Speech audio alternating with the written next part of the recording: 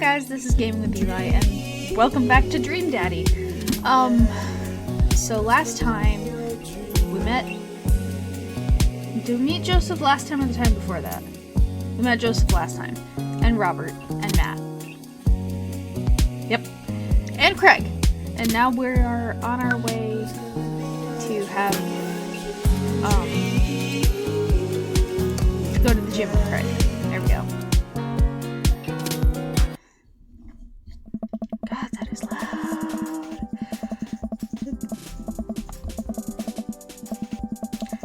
The neighborhood is quiet and serene this early in the morning. Birds chirp and the grass is still wet with dew. Surprisingly, the gym is pretty crowded. I spot Craig standing out front, stretching, of course.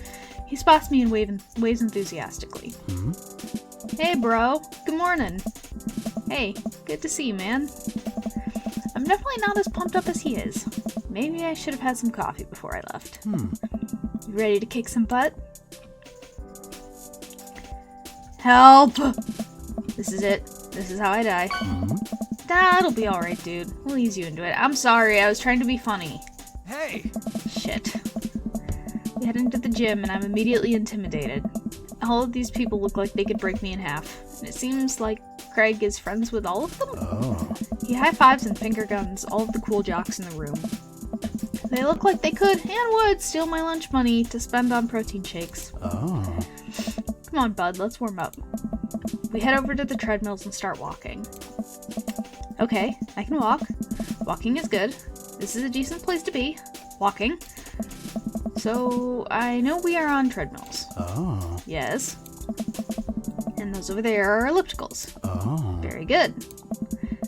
What is all this other stuff? Craig laughs. Hey! They might look a little scary, but I guarantee that all of them serve a specific purpose for building muscle mass. I watch as a dude in a muscle tee flexes a muscle I didn't know existed on a machine I think was once used to process grain into flour. God, my mouth is so sticky and dry.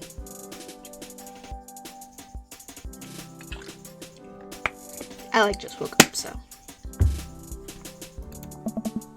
What is that? Why is that guy doing that to himself? Oh. That's a good question, bro. What do you think he's doing? Training to crush people's skulls with his thighs. He's trying to make his thighs so strong that he could crush people's skulls with them. Hey! Yeah, that's pretty much the only reason I work out. Nice. Oh no, Craig is turning up the speed. I better do the same. How long have you been doing the buff thing? A couple of years. And what do you do when you're not dadding or working or buffing? Oh, I coach my twins' softball team. That still counts as both dadding and buffing. I keep busy. What do you do for fun? I love learning. I try to educate myself about the world around me. I'm like a sponge for knowledge, soaking up all that intellectual content. You know, history, the paranormal, wilderness survival, aliens, mostly those things. So you watch the History Channel too, huh? Yes. So many eggplants! We're jogging now. Oh god, we're jogging now. I look over to Craig, who hasn't even broken a sweat. How is he doing this so effortlessly? I'm dying. I can feel my life force draining through every orifice of my body. Hey, remember when my fish died in college? No, I don't like this story.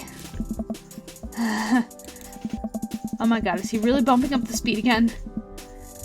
I guess I better do it too. Oh, this is fast. This is very fast. Oh. When we were at that party, you vowed to make me feel better. You tell me to create a distraction, so of course I do a sick keg stand and get everyone cheering. And then I try to steal fish from the fish tank at the party with my bare hands like an idiot. Hey! And then you drop the fish and it's flopping around and you panic. So you run up to me post-keg stand with a dying, dirty fish in your hand that you scooped off the ground, and you're yelling at me that we have to leave. Hey! So we're running out of a frat party with a fish and trying to give it mouth-to-mouth resuscitation. And we get him home and get him in a bowl of water, but the prognosis was grim. And the next day he's alive and well. Hey! I never did catch the great fish thieves of Grand Ridge U. And they never will. I shoot off the end of the treadmill and crash into the wall. Jesus, that hurt. Hey! Dude, bro, you okay? Craig offers me a hand and looks me over for injuries. I'm fantastic. I managed to stand up and rub my back. It doesn't hurt now, but I'm sure it will later. I don't know. You don't have to push yourself like that. Always know your limits. Well, I think I might call our gym adventure here. Oh. You sure? I just flew off a treadmill. Yeah. Oh. Alright, well, here. I brought you this. Craig hands me a shaker bottle full of a thick green liquid. I stare at it with what must be apparent distaste. It's a protein shake, bro. Oh, thank you. He wants me to drink it. Oh boy. Here it goes. I take a small sip. It's actually delicious. Wow, this is actually really good. Bro! And good for you. It's my special recipe. I'm pretty proud of it. Dude!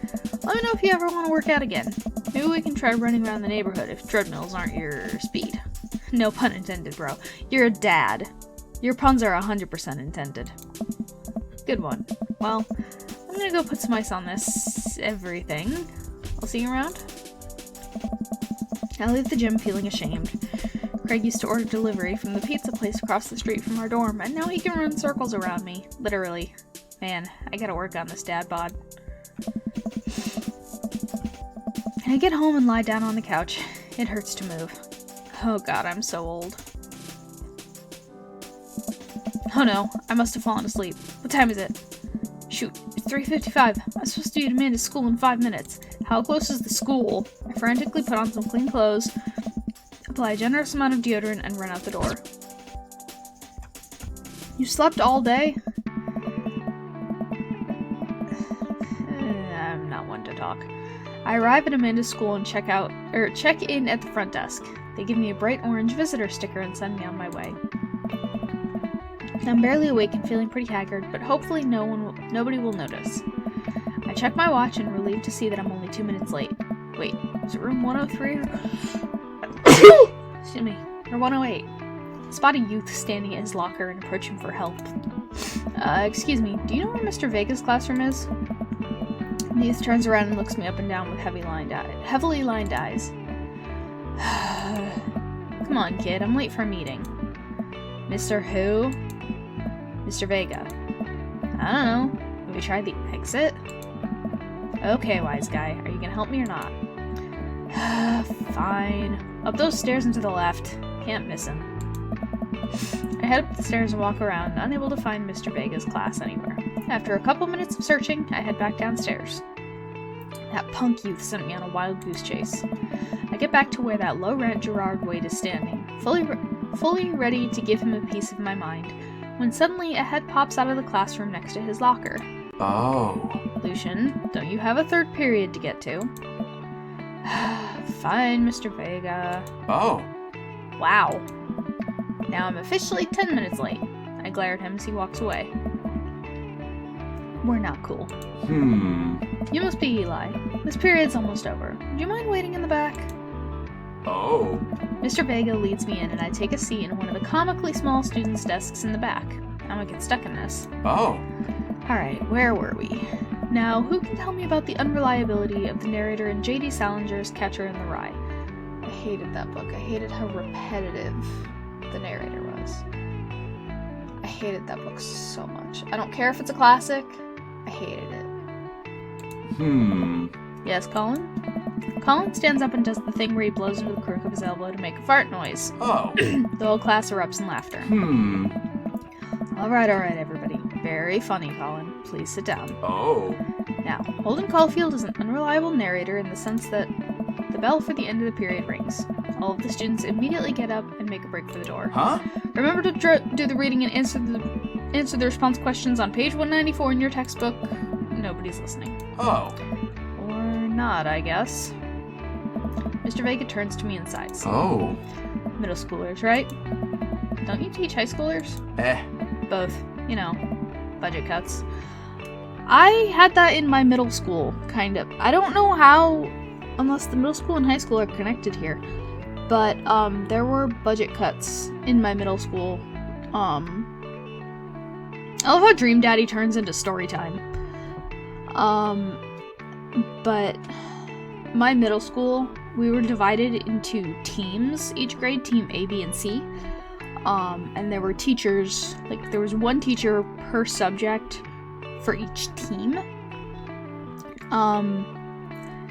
But my last year of middle school, 8th grade, there were budget cuts. So, there was actually Team 7-8C, where all of the Team C teachers taught both 7th and 8th grade. So, can bet your ass there were a bunch of demeaning jokes from the other students about how 8C was for the stupid people, because they also taught 7th graders. Not a fun time. Right. Oh. Thanks so much for coming in. No problem, Mr. Vega. Please, call me Hugo. I don't normally do these impromptu parent-teacher meetings, but as I'm sure you know, Amanda's a very bright student, and I'm concerned about her recent behavior. What's going on? Also, I realize I might be making a bunch of mouth noises, and I am so sorry for that very uncomfortable ASMR if it's happening. Like I said, very dry, so my mouth is very sticky. Amanda has never been the most engaged student, but I know she cares. Recently, though, she's been falling behind. She's not completing assignments, and she's been doing rather poorly on tests. I'd normally chalk this up to senioritis, but this is strange. I thought Amanda always shared everything with me. It hadn't even crossed my mind that something might be wrong. I just wanted to ask, is everything okay at home? Well, we just moved recently. It was only to the other side of town, and Amanda was more excited about it than I was. I still think, although I don't know why you wouldn't bring this up, I still think that Alex died. And that, I mean, I know Alex died, but I think that's what caused the move. So she might be grieving. I mean, I know there's also stuff that's actually explained, but my headcanon is that's part of it. See if you can talk to her about it.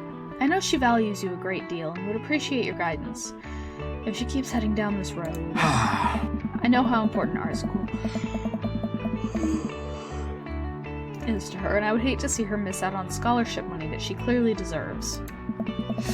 I'll make sure to talk to Amanda. Thanks for letting me know, Hugo. Anytime.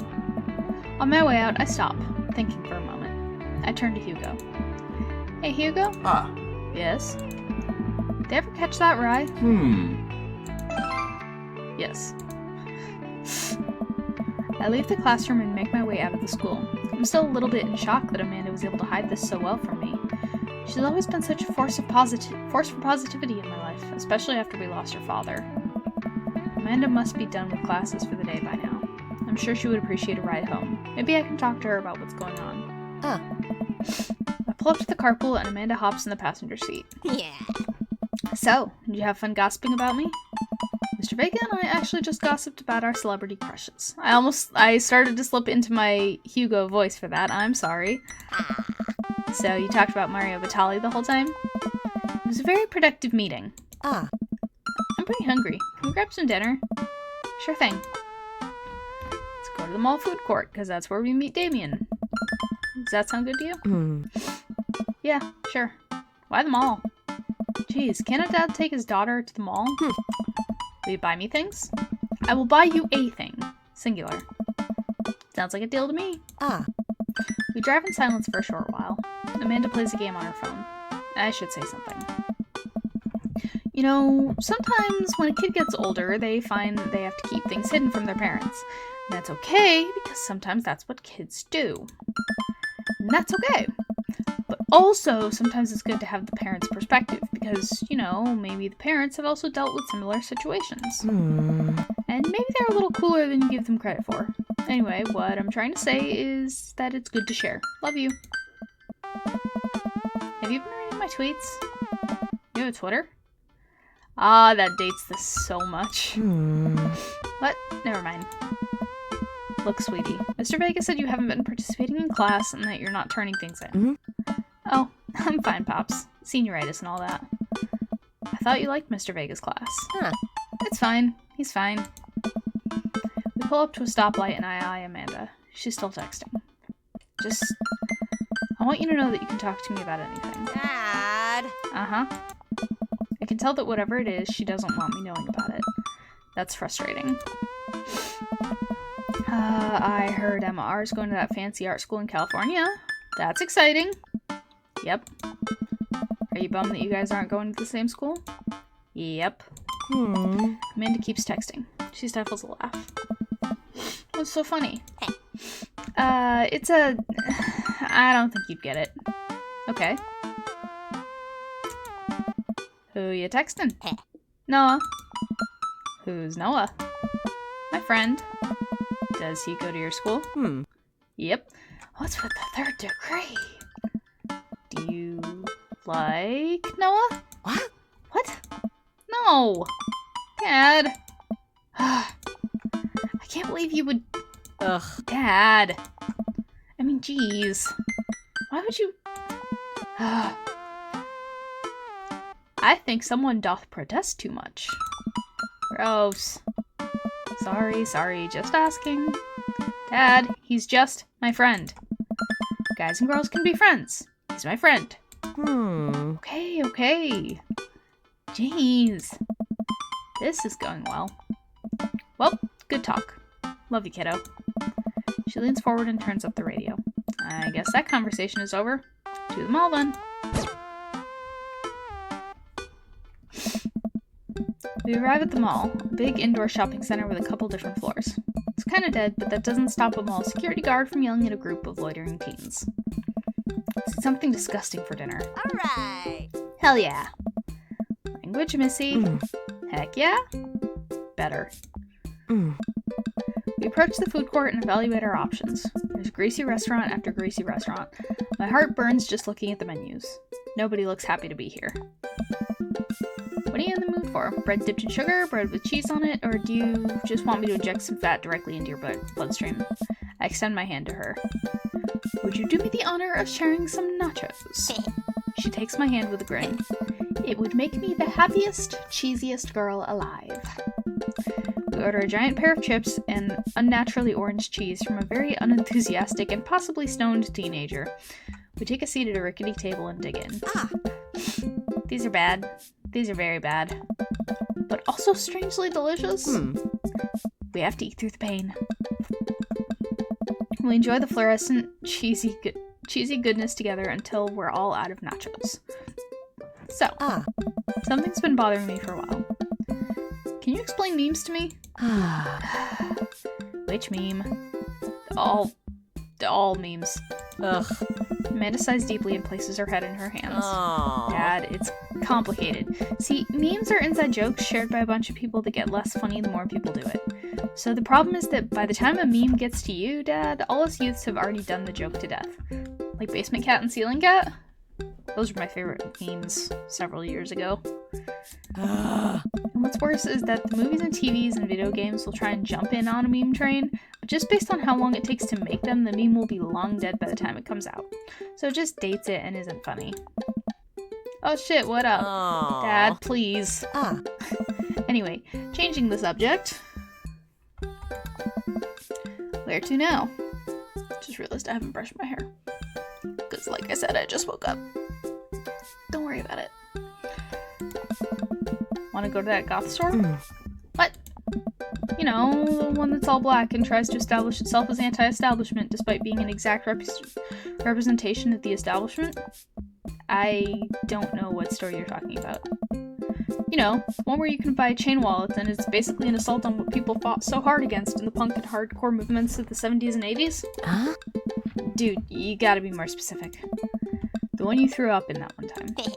Oh, that one! Alright. Amanda runs into the store with me trailing behind her. She makes a beeline for the back. Hey! There it is! You can still see the outline, kinda. I'm so... proud? Speech! Amanda? Yeah! Speech! Speech! Alright, I'll do it if you stop chanting. Amanda stops immediately. I clear my throat. Thank you all for joining us here today to commemorate an historic moment that would forever shape history.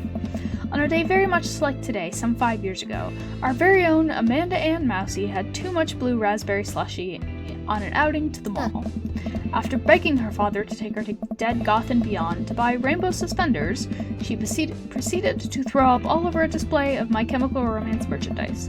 Her loving father then had to pay for said merchandise, which to this day remains among our possessions. Thank you. Amanda is moved. She begins clapping. Slowly at first, then faster and more vigorously. Several other patrons turn their heads. One of them also starts clapping. I bow my head. Oh hey, chain wallets! While Amanda busies herself looking at band t-shirts, I try to find something to interest myself. Not much for a dad to look at in a Dead Goth and Beyond. Birthday presents. Mugs. I'm suddenly stricken by existential fear. If there's only one number one dad, then why are there so many mugs here that say that? This whole time I thought I was the only one. If I'm not number one, where do I place on the global dad ranking charts? I have work to do. Look, this is very important to me. I overhear a stifled argument over the cash register. An older gentleman is carrying a garment and showing it to a bored-looking cashier with pink hair. I can see that. I don't know what to tell you, dude. I just work here. What? Listen, when I bought this online, the website said this blouse was Victorian-inspired. However, when I received it, it clearly held the trademark of Edwardian dressage. Do you want a coupon? I can give you a coupon. Will you leave if I give you a coupon? Is there a manager present? People have to know what they're buying. I am the manager. I see. Well, it would seem that I have outstayed my welcome. Good day, shopkeep. Your superiors will receive a strongly worded letter by post. Whatever, dude. The man whirls around and storms out, his literal coattails trailing behind him. You can't tell if they are Victorian-inspired or Edwardian in nature. Amanda trots up to me with a t-shirt in her hand. Oh boy, here it comes. Oh no. Hey, Dadtron 5000. Yes, I'll buy it for you. I did promise you a thing. Wow, that was easy. Thanks. At least it's only one this time. Amanda plops the shirt on the counter and grins at the cashier. I love your hair. The cashier says nothing and rings Amanda up, radiating hatred. I hand her a 20. So what was that guy's deal? The cashier rolls her eyes so hard I'm worried she'll pull something. That's Damien. He's here all the time. He's obsessed with Victorian fashion or whatever. She hands Amanda her bag and it's clear the conversation is over. We make our way out of the store and head home to get some rest. Amanda and I sit on the couch trying to find something to watch over bowls of ice cream. Oh cool! Long Haul Paranormal Ice Road Ghost Truckers is on. Your favorite, right? Oh hell yes. They have to make it over the Canadian tundra before the ice road melts, but also they're hunting ghosts. Also, the trucks are haunted. This is an episode I've already seen, but it's one of the best. Callum and Flint Dogbone, the twin brother truck driving and ghost hunting duo, find themselves in the greatest peril yet. Oh no! The ghost done got control of the truck! I can't steer on them there damn ice roads! Let me use this EVP meter to try and communicate with the spirits. Flint, we're about to die! Almost got it. Listen carefully. It sounds like it's saying, you're gonna die. Hmm? That's because we are about to die, you... This is art. The episode ends and Amanda excuses herself to go and start arguments on the internet. I stay up a little longer, curious about the exploits of Callum and Flint Dogbone after their disastrous ice road accident. Afterward, I crawl into bed and get a good night's sleep. Barbecue day? Always bring a war chest! What kind of dad tip is that? Okay, I'm not gonna do the snoring noises because there's something in my throat, and that's gonna make it worse. Morning, sleepyhead. 5 more minutes. You have never, ever let me have 5 more minutes, so get up. Fine. We have cereal for breakfast and spend the morning putting together furniture. Amanda is much better at interpreting the tiny manuals. We're able to put together a few shelves and one desk, but I'm pretty sure it was supposed to be a bookcase. So, you excited for the cookout today? If there's food, I'm excited. I'm all over those terrible store-bought sugar cookies that everyone brings to parties. Yeah, those are bad. Which means there are more for me. don't you want to meet some of the people in the neighborhood? I think we've already met all of them. Everybody lives in the cul-de-sac. I'll probably end up standing uncomfortably in the corner with a plate of food and hope that nobody talks to me. Oh. Dad, you're a beautiful work in progress. We'll get that butterfly to emerge from the cocoon. The social butterfly. Well, we better start getting ready. Definitely don't want to be late. Huh? What? No. We have to be fashionably late.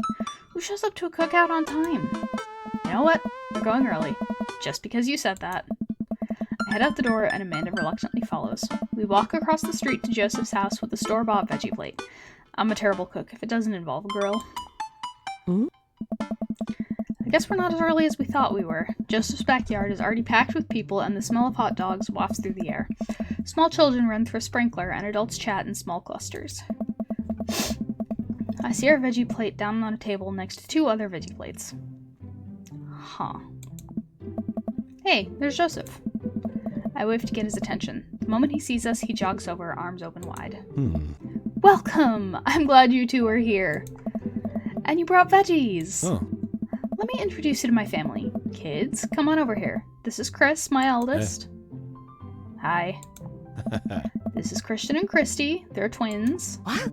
They stare creepily and say nothing. Eh? Then, of course, there's our youngest, Krish. Wait, where's Krish? Maybe Mary put him in his crib. I know that name. Oh no, it's the woman from the bar the other night. What is she doing here? That's an awkward pose when she doesn't have a glass of wine in hand. Oh, and how could I forget my lovely wife, Mary? Joseph pecks her on the cheek. She smiles. Mary, sweetheart, did you put Krish to bed? I'll have to go look for him. Oh. What? You'll have to... Joseph takes a moment and regains his composure. Mary, this is our new neighbor, Eli, and his daughter, Amanda. Ah. I'd shake your hand, but I have a glass of wine that I need to tend to. Not in your hand, you don't. I love her. Nice to, meet you, Mary. For the first time. Charmed. Well, I have to go over there now. Mary leaves. Oh god, this is so awkward. I wonder if Joseph knows. I wonder if Mary knows that Joseph knows. I wonder if Joseph knows that Mary knows that I know. It takes all of my energy not to run away from the barbecue and start fresh in a new city. My wife has a wonderful sense of humor. But please, you do enjoy the barbecue. All the guys are really excited to meet you. Amanda and I mill around and try some of the food spread out on the table. I pick at some deviled eggs. Amanda grabs a small paper plate and immediately begins piling it with baked goods. I don't want to have to make friends. Ugh. Come on, Dad. Who are you going to party with when I go off to school? But I don't want to have to do pleasantries. Dad. They're going to talk about the weather. Dad. Go. Do it. Make a friend. But how can I possibly abandon my only child at a social function? That's bad parenting. Yeah. This plate of cookies is my new dad. Bye. Amanda shows me into the center of the yard. Well, here goes nothing. I look around the party and I'm surprised to see some familiar faces. Isn't that the barista from the Coffee Spoon? Didn't I meet that guy at the bar? Didn't that guy throw a frisbee at my head? Isn't that the guy who was throwing a fit in Dead Goth and Beyond? Isn't that Amanda's teacher? Hey, I know Craig. But wait a second, all these people live in our cul-de-sac? That can't be right. I better investigate. Let's talk. We'll just do it in sequential order. Talk to Robert and Brian first. I glance across the yard and notice Robert and Brian chatting over drinks. Man, I don't think I want to deal with being one-upped by Brian or whatever happened with Robert last night. Oh no, they caught me staring. Oh no, Brian's waving me over. Shoot. I flash a smile and walk over to them. Hey, guys. Eli, how the heck are ya? Settling into the neighborhood all right? Oh, you betcha. Got the living room in order at least. It's great to hear. I've been doing some living room work as well. Finally got the 50-inch in there. The game looks great in high def. Oh boy. Eli, have you met Robert yet? Yeah, we've met. Robert regards me over his whiskey. Good seeing you again. We were just talking about my most recent camping trip. Spent a night out in the woods with Daisy and Maxwell. She's definitely an outdoorsy one. Even caught her first fish? Huh. It's good to see you taking your daughter out like that. I bet she loved it. And it's great that she loves the outdoors.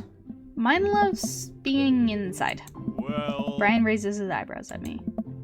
Being inside making art. She won a local competition for that art. Yep. Did I put it on too strongly?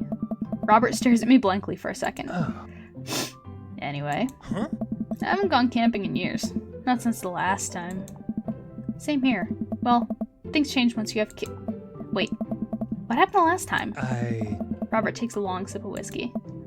Well, Johnny Boy and me were out in the back country.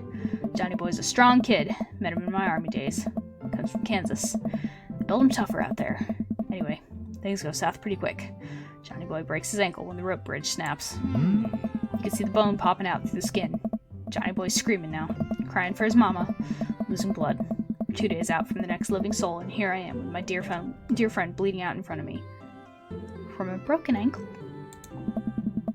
Whoa, wait, how far does the femoral artery go down? I'm able to dress the wound, but now I got a fireman carry a 6-foot, 180-pound man over some of the toughest terrain I've ever been in. I won't lie to you. There were moments during those 2 days when I thought about leaving old Johnny Boy. But you build a bond with your brother in arms, and that bond never breaks. I got that boy back to civilization, but I lost some of me out there. I guess that's camping for you. Brian and I stare in disbelief. Robert takes another long sip of whiskey. No, I'm just kidding. My friend John and I went inner tubing down a river, and he lost a flip-flop. Miss that kid. Brian and I laugh nervously. Or am I kidding? Well... Brian and I tense up again. I'm kidding. Phew. Amanda and Daisy barrel up to us laughing. Daisy is holding a paper plate in front of her like a steering wheel. We gotta get off this haunted truck. Oh no, the ghost locked the doors. Yes! Quick, hit the emergency escape button. But trucks don't have emergency escape buttons. Then hit the brake, I guess. Then we'll get out of the truck. The imaginary truck. Anyway, we're safe from the ghost, but how will we ever survive this Arctic tundra? Daisy, you might have to eat me. Are you prepared to do that? I'm prepared to do anything to survive. That face! I love that face. That's cold-blooded. I like that. Although I'm not sure I have the materials required to properly cook you. You know, that reminds me of the last time I went skiing. Robert. Wait a second. Are you guys playing Long Haul Ice Road Paranormal Ghost Truckers? Yeah. Amanda and I love that show. It's the best, especially that episode where Callum hides Flint's keys and Flint retaliates by breaking an ancient cursed urn and sending the spirit after him. Yeah, it's such quality reality television. I don't watch a whole lot of television, but I do enjoy that show. That and war documentaries. Yeah. Alright, Daisy. I found us a couple of bugs. They're gonna make a great meal. Lots of protein. Gonna keep us from starving out here in this harsh, icy wasteland. There we go. But there's a whole table of food right over Daisy, it's a game. We're playing pretend. It's what kids do. Live a little. Amanda gives Daisy a handful of gummy worms from the snack table. They eat them with mock disgust. Let's go find kindling for a fire. Yes. Okay. But not an actual fire. Because we're playing pretend? Hey! Now you're getting it. Daisy and Amanda run off. What a cute couple of kids. Man, I've never seen her get along with anyone so quickly. I guess Amanda just sort of has a way with kids. That's kind of amazing. Daisy doesn't really get along with kids her age. It's nice that he's not trying to one-up me this time. Maybe we can just have a regular friendship after all. Really? She just kind of keeps to herself. Her teachers say she spends every recess in the library. I think the other kids are intimidated by her intelligence. There it is. I wouldn't worry about it too much. Amanda was shy at Daisy's age, too. She used to have a habit of crawling under tables and crying every time we took her to a restaurant. You are telling him too much. This is just gonna make you seem worse. She bit people, too. Kids, right? Gotta love them. You're required to by law. I hear that. Well, since they're getting along so well, maybe we should try to put together a little playdate for them.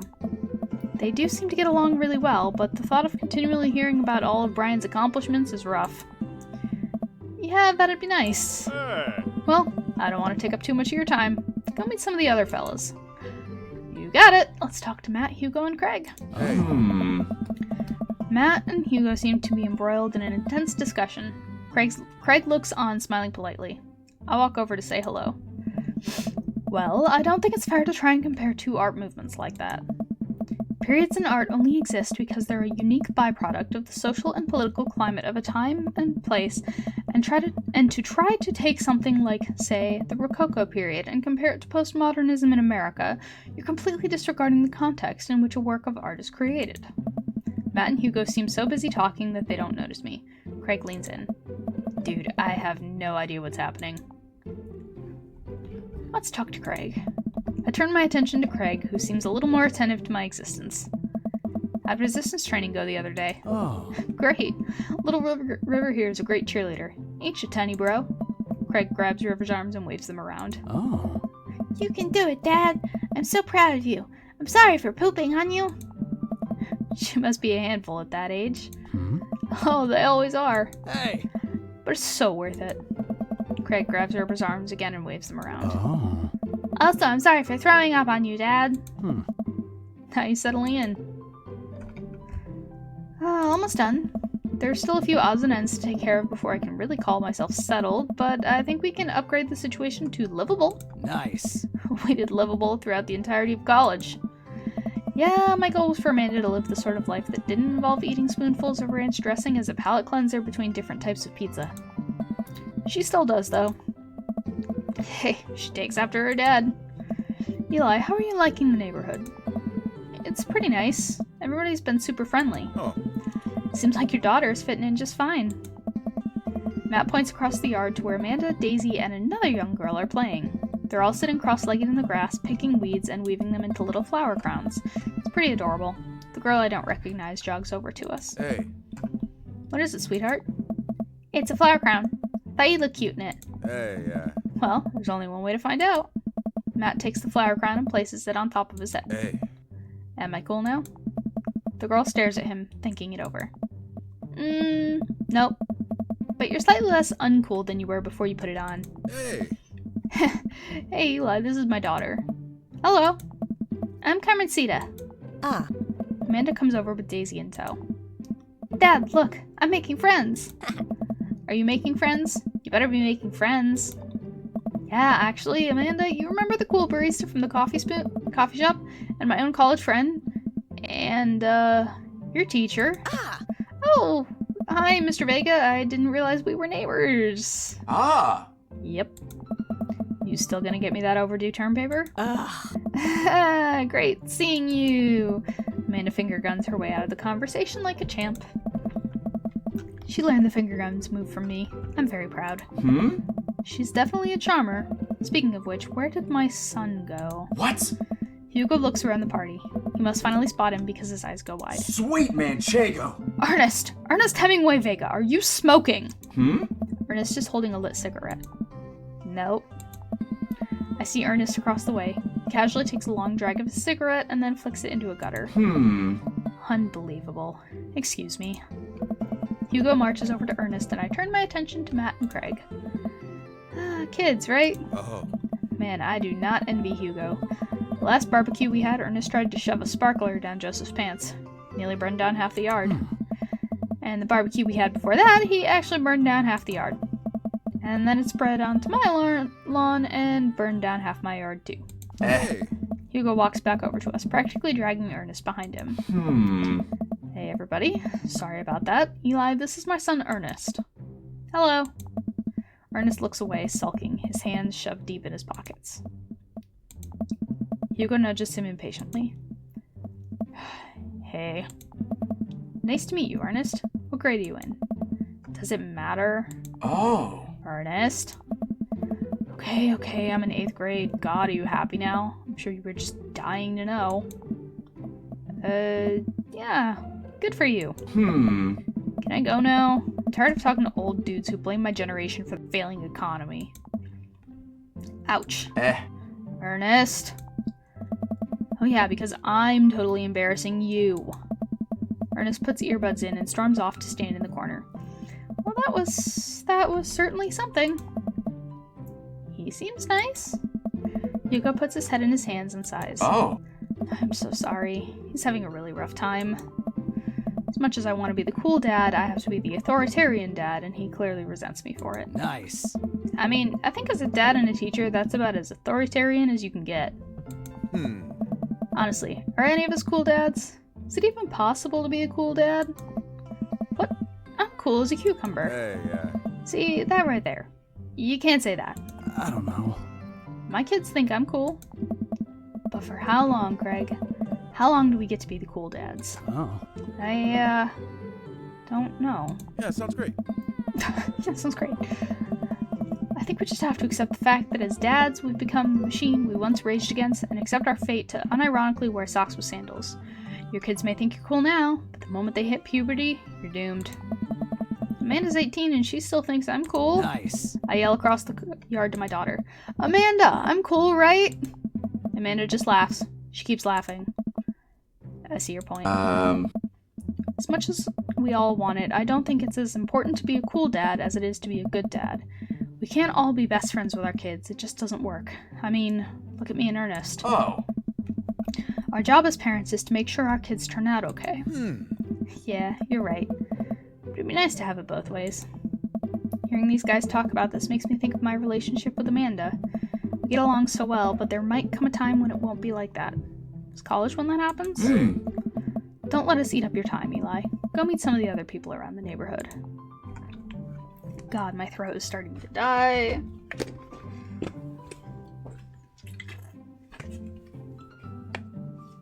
And I'm officially out of water.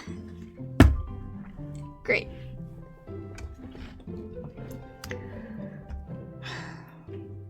I'm just glad I don't have to do Robert's voice. His is scratchy and gravelly and it hurts.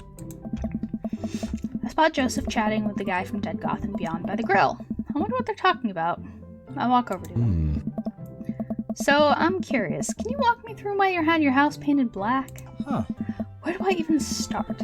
The house stays warmer in the winter, it provides an artistic contrast to the rest of the neighborhood, and it complements the crimson interior perfectly. It's definitely an interesting choice. Oh. Thank you. I'm very proud of my abode. Oh. Eli, I was just having a conversation with Damien here about his aesthetic design decisions. Damien regards me up and down with a warm but critical eye. How do you do? I don't believe I've had the pleasure. I think I saw you in Dead Goth and Beyond the other day. Damien's face turns bright red. I must apologize for my behavior on that day.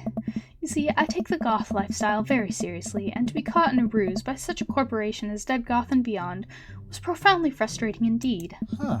I hope you know that while my anger may have been justified, it was no such way for a gentleman to act. It's okay, man. Do tell me about yourself. Are you new to the area? Yes, my daughter and I just moved in the other day. She was the one I took to Dead Goth and Beyond. Very good taste on her part. Does she partake in the goth lifestyle? I think for a second. I look over to Amanda, who's hanging out with some of the older kids in the neighborhood. Oh my. Hey, Amanda! Would you consider yourself goth? Amanda yells back. I wouldn't necessarily try to fall under any one specific label, but I guess if I had to choose, I would more describe myself as twee hipster with some normcore leanings. Bats are cool, though. Ah, pity. Are you enjoying the party so far? Oh, definitely. Thanks so much for putting this on. It's nice to be in a cul-de-sac where everyone is so friendly and welcoming. Yeah. Amanda walks up to the conversation. I also like The Lost Boys a lot. Really good movie. Does that count as goth? That it would, my dear. I don't believe we've had the pleasure of meeting. Damien Bloodmarch, at your service. Damien finishes the sentence with a flourish and a bow, producing a single rose and offering it to Amanda. Amanda blushes and returns the gesture with a curtsy. My, do you know how to treat a lady? Whoa! Hello, Amanda. Seemingly out of nowhere, Joseph's twin kids appear. Are they speaking in unison? Hey.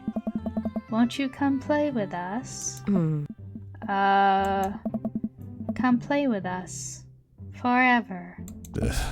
Guys, enough with the creepy twin shtick. We've talked about this. Christian and Christy slowly back away. I'm imagining them doing that in perfect unison as well. Where do you think they got that from? Mary pops into the conversation, wine in hand. I don't know. Mary takes a long sip of the wine. I think I might have taped over a VeggieTales VHS with The Shining. Who knows? She takes another sip of her wine. Where's Krish? Come on. Wasn't he with you? You had him a moment ago. He's probably stuffing dirt in his mouth. He'll be alright. Toddlers are pretty resilient. Mary tips her glass to me. Ain't my first time to the rodeo. It's my fourth. Ugh. I have squeezed 4 little... Sweetheart, would you do me a favor and please find Krish? That would be great. I'm sure he's fine. Mary? Okay, jeez. Mary finishes her wine and wanders off. Dad, can we go now? Lucian. Have I introduced you to Eli yet? Hey, it's that punk from Amanda's school. I remember you. Whatever. That's no way for a young man to speak to his elders. Be polite. Lucian bows. Whatever, sir. Lucian bows again. Mr. Christensen, may I have a veggie burger, sir? Coming right up, bud. Are you vegetarian? Yep. Make that 2 veggie burgers. Did you know that some people in the Victorian era were vegetarians? They described carnivorous type people as bloodlappers. Dad. Hey. That's really interesting, Damien. Joseph turns to the grill. Just the hint of a tattoo peeks out from underneath his sleeve. I can't believe I didn't notice it before. Looks like the bottom of an anchor. Whoa, is that a tattoo? Yep, I wasn't always a youth pastor, you know. That's so cool. Wanna see mine?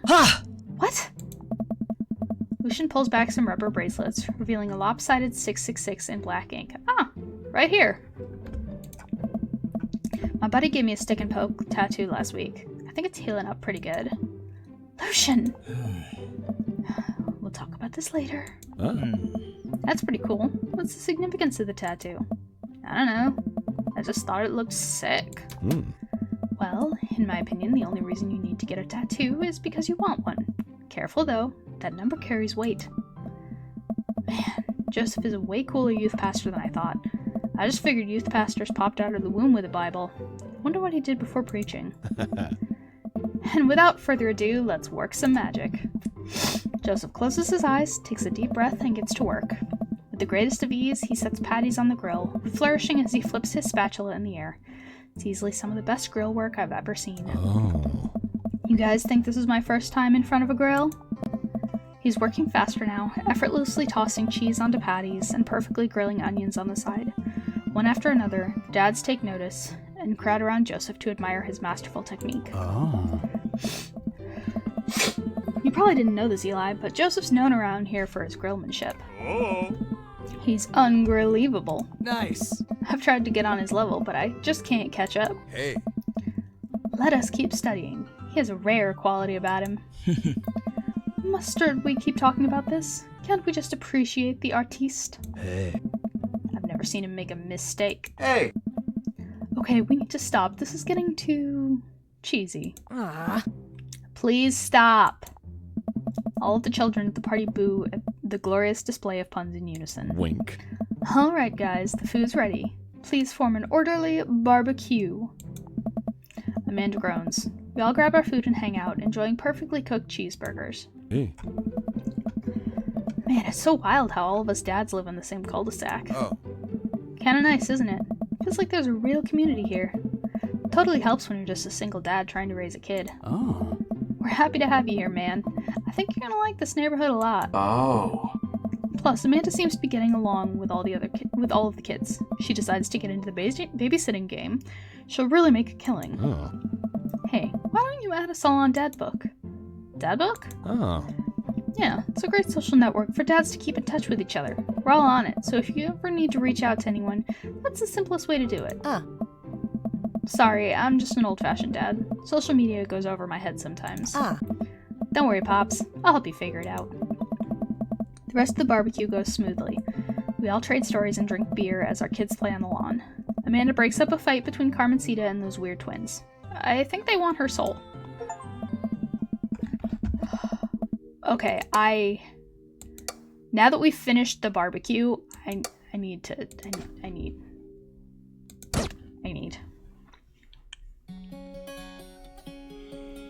Oh, God, my throat.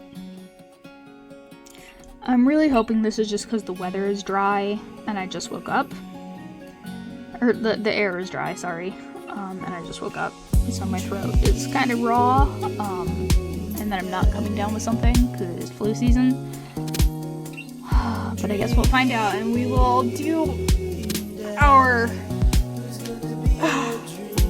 I know the end of the day probably has a good ending point to it, but I can't. I'm sorry. So we'll do our dad book profile and go on our first date next time, but for now, if you liked what you saw, leave a like, leave a comment, subscribe if you're not subscribed, maybe tap that notification bell and share with your friends. See you on the flip side. Eli out.